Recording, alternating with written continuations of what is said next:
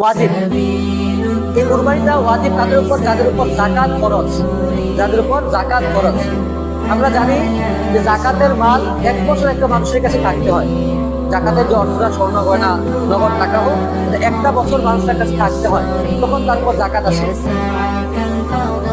আর কুরবানি ওয়াজিব হয় যার উপরে ঈদের 3 দিন অর্থাৎ 10, 11 এবং 12 জিলহজ মাসের 10, 11, 12 তারিখ, এই 3 দিন যার কাছে জাকাতের নেশাব পরিমাণ মাল থাকবে তারপর কুরবানি ওয়াজিব হবে।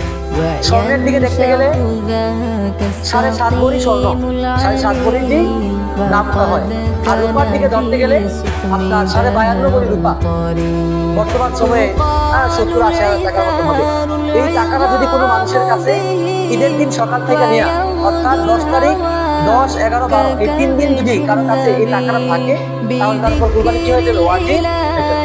দেখা যায় আমাদের পরিবারে, এলাকার মধ্যে বহু মানুষের এরকম অর্থ কি থাকে, এই 3 দিন সময়ে বা এরকম অল্প সময়ে অনেক মানুষের কাছে কুরবানির টাকাটা এরকম একটা টাকা থাকে। এরকম 52.5 ভরি রূপা অথবা 7.5 ভরি স্বর্ণের পরিমাণ টাকা যদি কারো কাছে থাকে, তখন তার উপর কুরবানি কি হয়ে যাবে?